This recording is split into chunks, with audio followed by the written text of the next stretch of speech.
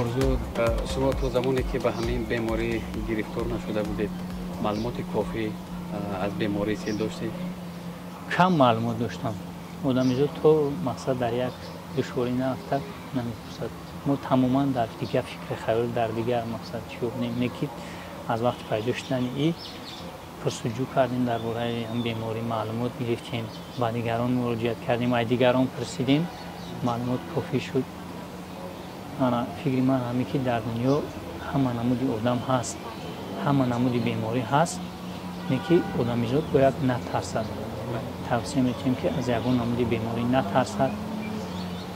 از همه بیماری آسان شفا گیرندن، آسان شفا یافتن، طبابت بهترین، مناسبت درجه عالی، طبابت رایگان، خوراک جای خوب، بیماری سیل است. ما بیمارخانه سیلی شهر کلوب و دیگر بیمارخانه‌ای که در شهر دوشنبه بودند در آنجا مراجعت کردیم. اینها مزخم. تشکر. طبیبان سبب گرفتاری شما رو به این بیماری نگفتن؟ حالا که شما مثلا جوان هستید سببش رو نگفتن در چی است؟ وقتی در بین جامعه ما حرکت میکنیم میریم در جامعه هستن آدمایی که بیماری سیلند، وقتی از تشخیص طبی نمیگذارند و روی توبه را نمیگیرن با دیگران پخش میکنن. با راه نفس بیماری سیل گذرنده است. از سببی که بی احتیاطی میکنیم از توبه و تشخیص دکتری نمیگذاریم همه چیز نو پیدا شد. معلوم شد که از مقصد بی احتیاطی شده است. بی احتیاطی مقصد بردیم معلوم شد. بعد گفتن که مقصد در جامعه هستن آدمایی که بیماری همین گرفتارن، در بیماری گرفتارن، اهمیت نمیدن، تشخیص نمیکنن، طبابت نمیگیرن، با دیگران پخش میکنن. اگر نیست شما در طبابت نباشین، پیشگیری نکنین، میتونین با والدین خودتون، پدر مادر، فرزندان خودتون گذرونید. برای همین ما پیشگیری کردیم. تشکر.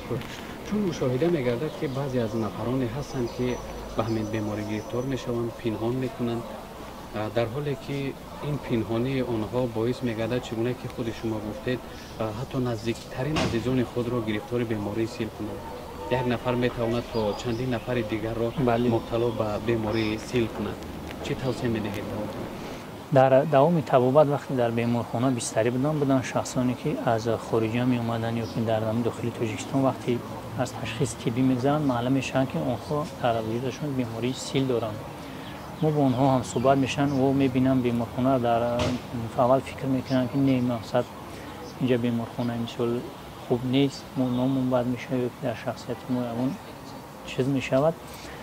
دوری میکنن، میگریزن بیماری، نمیکنن طبابت، در بیمارخانه بستری نمیشن یا در طبابت خودشون نمیگیرن. همین یک چیزی است که در عائلهشون تاثیر میکنه، خویشاوندانشون، در فرزندانشون، در هر یک شخص که به او مقصد رفت آمد نزدیکی داره می بیماری را زیاد میکنن در بین جامعه. وقتی ما هم یک دو تشخیص هم صحبت شدیم در دوام بیماری بعد پرسیدیم چی باید طبابت نمیکنیم. سبب فکرهای خام تصورات که بسیارش کمه میگن بیماری طبابت شونده نیست. ما چی نزدیک دوستی داریم اما میگریزن مقصد فهمان که ما انتری بیماری را گرفتار هستیم. بعد ما گفتیم خیلی این مقصد در طبابت خودتون نمیگیریم. بعد عاقبت چی میشود؟ ترس روی حل نیست، پیشگیری روی خوب است.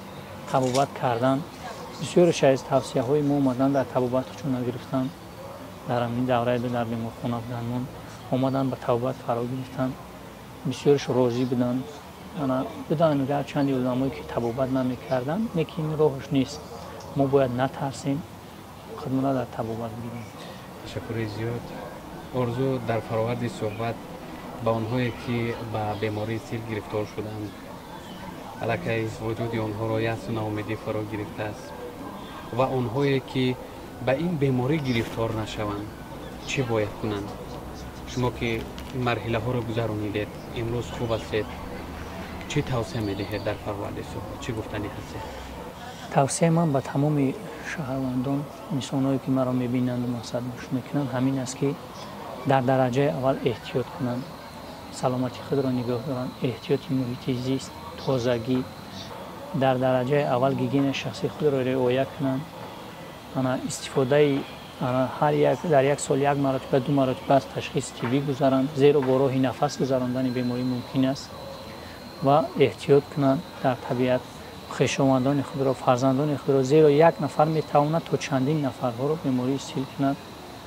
برای همین توصیه من همین است: شخصانی که گرفتار نیستند و سالمند احتیاط کنند، خود را در جامعه تازه نگاه دارند، از گیگینه های شخصی خود تنها استفاده برند، از اشیاءهای دیگران استفاده نبرند و شخصانی که گرفتار بیماری سیل شدند در درجه اول نترسند، راه افتاده نشوند، به دکتران مراجعت کنند، به طبابت فرا گیرند و در دوام مدت کوتاه آنها شفا می‌یابند.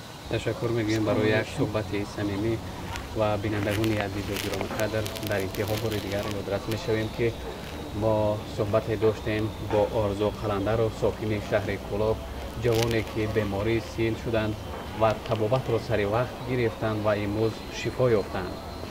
و با شما نیز گفتنی هستیم که خود و اطرافیان را احتیاط کنید از تمام نمود بیماری ها.